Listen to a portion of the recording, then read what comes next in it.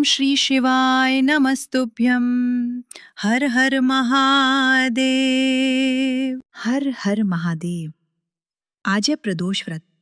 इस दिन भगवान शिव अपने भक्तों पर विशेष कृपा बरसाते हैं। इस शुभ अवसर पर आप सभी को प्रदोष व्रत की हार्दिक शुभकामनाएं।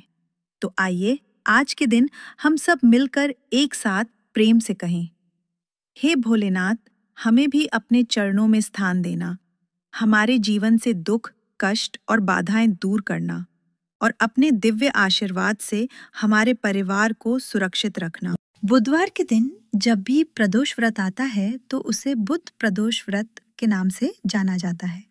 कहा जाता है कि प्रदोष व्रत के प्रभाव से व्यक्ति की सभी मनोकामनाएं पूरी होती हैं।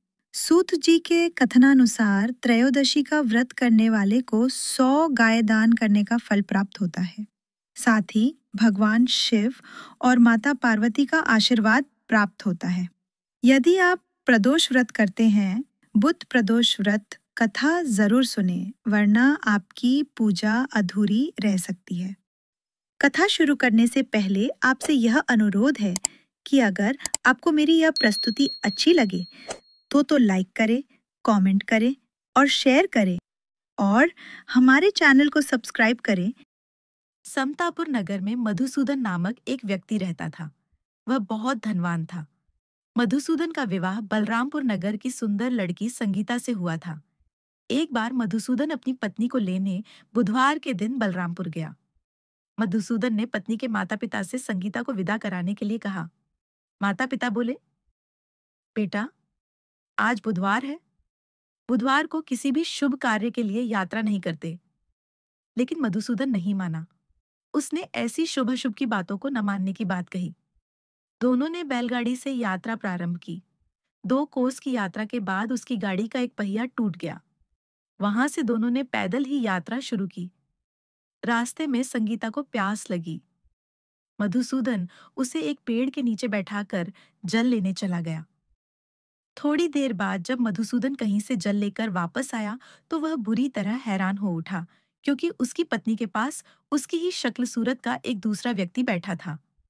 संगीता भी मधुसूदन को देखकर हैरान रह गई। वह दोनों में कोई अंतर नहीं कर पाई। मधुसूदन ने उस व्यक्ति से पूछा, तुम कौन हो और मेरी पत्नी के पास क्यों बैठे हो? मधुसूदन की बात सुनकर उस व्यक्ति ने कहा, अरे भाई, यह मेरी पत्नी संगीता है। मैं अपनी पत्नी को ससुराल से विदा कराकर लाया हूँ। लेकिन तुम कौन हो जो मुझसे ऐसा प्रश्न कर रहे हो? मधुसूदन ने कहा, तुम जरूर कोई चोर या ठग हो। ये मेरी पत्नी संगीता है। मैं इसे पेड़ के नीचे बैठाकर जल लेने गया था। इस पर उस व्यक्ति ने कहा, अरे भाई, झूठ तो तुम बोल रहे हो।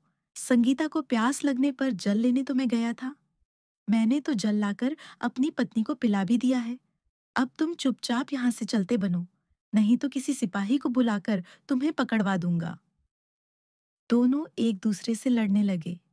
उन्हें लड़ते देख बहुत से लोग वहां एकत्र हो गए। नगर के कुछ सिपाही भी वहां आ गए। सिपाही उन दोनों को पकड़कर राजा के पास ले गए। सारी कहानी सुनकर राजा भी कोई निर्णय नहीं कर पाया।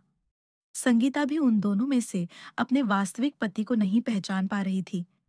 राजा ने दोनों को कारागार में डाल देने के लिए कहा। राजा के फैसले पर असली मधुसूदन भयभीत हो उठा।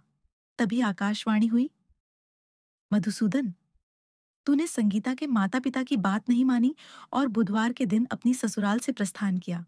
यह सब भगवान शंकर भगवान शिव के प्रकोप से हो रहा है।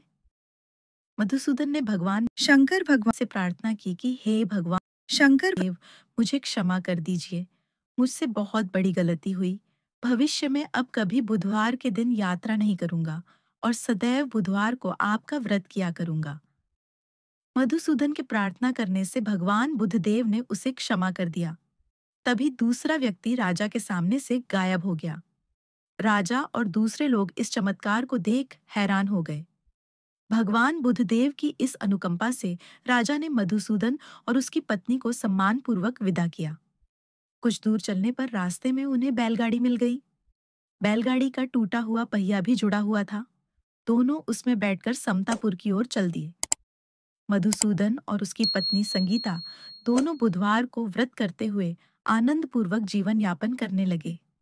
इस तरह भगवान की शंकर कृपा से उनके यहाँ खुशियां बरसने लगीं।